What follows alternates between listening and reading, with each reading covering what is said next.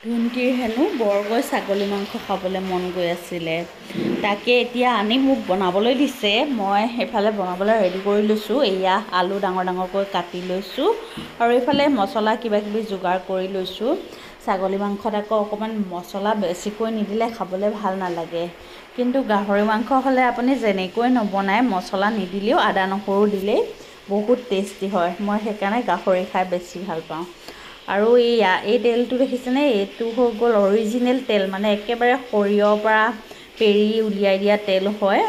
ধুন্তিয়ে আনিছিলে ঢকুৱাখানাৰ পৰা। আৰু ইয়াৰ কালাৰটো দেখিছেনে? আমি যিবোৰ তেল খাই থাকোঁ তাতকৈ অলপমান বেলেগ কালাৰটো। বেছি দামো লোৱা নাই, 150 টকা লৈছে লিটাৰ। আৰু এইফালে মই বনাই আছোঁ, ধুন্তিয়ে আকৌ আহি হ'লনে বুলি সুধি আছেহি। মানে মই মাংস বনাই থাকিলে মানে ধুন্তিৰ ভোক বেছিয়ে লাগে। আৰু প্ৰথমতে মই এনেকৈ কুকাৰতে ভালকৈ মাংসখিনি মছলা দি ভাজি লৈছোঁ। পানী অলপ মাজে মাজে এড কৰি ভাজি আছোঁ যাতে ভালকৈ সিজে। তাৰপিছতে আৰু অলপমান সৰহকৈ পানী দি আৰু 5টামান চিটি মাৰি দিম, হৈয়ে যাব আৰু মাংস।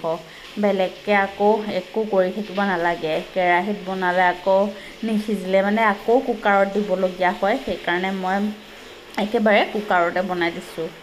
এতিয়া অকণমান এনেকৈ ঢাকনখন দি দিছোঁ, মানে যাতে খুলিব পাৰোঁ। পানী এড কৰিবলৈ আছেই নহয়, সেইকাৰণে এনেই ওপৰতে লগাই থৈ দিছোঁ।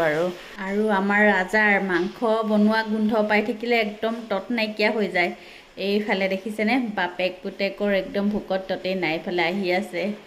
আৰু ধুন্তিয়ে বাৰে বাৰে ধৰি নিছে। আৰু ই আহি এইবাৰ মোৰ পাছফালে এনেকৈ চাই আছেহি। এইটো দেখিছেনে? মানে মাংস বনোৱাৰ গোন্ধ পাইছে যে একদম ইয়াতে আহি এতিয়া বহি দিব। সি খালেও মানে আমাৰ লগত তাক এপিচ হ'লেও খাব লাগিবই। ভাবোঁ তেল দিয়া একেবাৰে নিদিওঁ তাক, কিন্তু দিবলগীয়া হৈয়ে যায়। যেনেকৈ চাই থাকে নহয়, বেয়া লাগি যায়, দিয়ে পাওঁ। আৰু এতিয়া শেষত পানী এড কৰি আৰু ঢাকনহে দিব লাগিব। ঢাকনখন দি 5টামান চিটি মাৰি আৰু একেবাৰে খাব পৰা হৈ যাব। আৰু বেলেগ একো নবনাওঁ। মই আকৌ এইবোৰ মাংস মাছ হ'লে মানে বেলেগকৈ একো বনাবলৈ মনেই নাযায়। চাটনি বা কিবা এটা লাগে, কিন্তু বেলেগ ভাজি দালি এইবোৰ আৰু পচন্দই নহয়। মাংস পালে আৰু সেইবোৰ কেলৈ লাগিছে, নহয় জানো? এতিয়া ইয়াতে চেনি অকণমানো এড কৰিলোঁ মই। আৰু এতিয়া হৈ গ'ল খাবলৈ ৰেডি। এতিয়া একদম ধুনীয়াকৈ মই লৈ আহিছোঁ, আপোনালোকক দেখুৱাওঁ কেনেকুৱানো হৈছে। আৰু গৰমে ইয়াৰ মানে জোলখিনি অলপ পনীয়া টাইপৰ হৈ আছে, কিন্তু ঠাণ্ডা হোৱাৰ পাছত